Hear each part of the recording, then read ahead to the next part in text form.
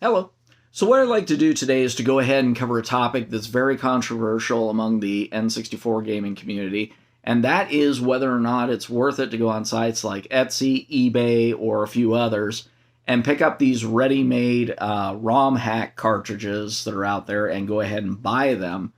So what's happening is that people are taking these ROM hacks and basically putting them on one of those cheap quality reproduction flash boards with a reproduction case, and then maybe cobbling together a quick label with Photoshop or something like that, and then throwing them out there for sale, just like you would an actual N64 cartridge.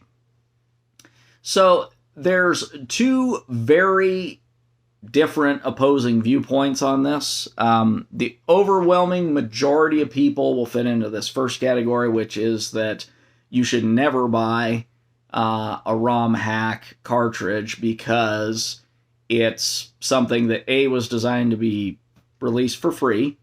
B, the actual programmer never gets any credit for it because it's not the one who's making the cartridge and putting it out there. And then C, they're not in a condition where they would be worth paying for. Because a lot of times they're like in beta format with periodic updates, fixes, patches, whatever you want to call it. The other camp is they're saying, oh, it's some cool, unique collectible out there, and eventually, they're going to be, hot collector's items or whatever it might be, or it's just cool looking or whatever it might be. From my point of view, if you can kind of tell, I am definitely in camp number one on this one. ROM hacks were something that were designed to be free. They're not in a condition where they're polished, finished, whatever it might be, where it would be worth paying for them, at a cost that's very similar to a new game. In addition to that fact, some of these games are actually, they're little more than demos. Some of these hacks really are. I've seen copies out there of Garfield Desolation, which in and of itself is a really cool mini game and a hack. But the idea that some knuckleheads out there trying to sell it on a reproduction board for $60 to $70 plus shipping, I'm sorry, if you end up buying that, you paid a massive sucker fee. I'm sorry, it's just, because you effectively paid a ton of money for a free glorified demo when you went out there and bought that cartridge. So I would strongly encourage people who are looking at these things not to buy them. So, there are several different ways in which you can go ahead and play the hacks at either little to no cost for you. So, obviously, the first one is, of course, going out and playing them on an emulator.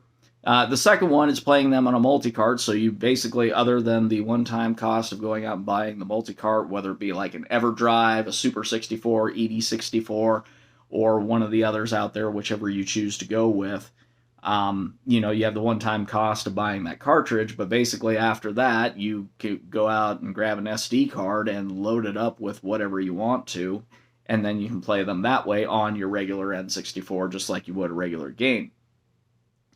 So, if you're not satisfied with it being a ROM, you're not satisfied with it and playing it on an emulator or playing it on a multi-card on the N64, and you just absolutely have to have that physical, cartridge, giving you the look and feel of a real game, there are options to make your own reproductions, and that would be the option that I would recommend here if you absolutely have to have that physical looking cartridge, for several reasons.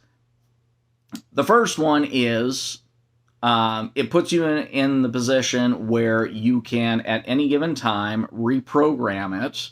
If there's a new update or whatever it might be, you can go ahead and reprogram it and get the updated version on there.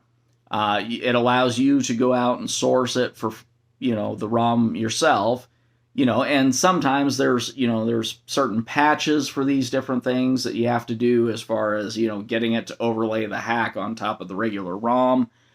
And it's just one of those things where it puts you in control of that so that you can go ahead and do it yourself rather than trusting some random person to go out there and find the right, patch or whatever to make it work. And unlike buying the pre-made ones, once again, if something goes wrong, you have the ability to erase it and reprogram it because there's a number of options that are designed to be reprogrammable. So, that would be the route that I would recommend going if you absolutely have to have a physical, cart that looks and feels just like the real deal for one of these hacks. So, anyway, so once again, either emulate multi-cart, like EverDrive or one of the others, and or if you absolutely have to have the physical reproduction, go ahead and look into the likes of, say, the N64 blaster from RetroStage. And that allows you to go ahead and, reprogram and, and program it yourself and just have your own copy of it if you absolutely have to have that physical copy. And, of course, it puts you in control of, how the ROM was patched, where it was sourced from, all that fun stuff, and the ability to update. And so anyways, that's all I've got, and thanks for watching.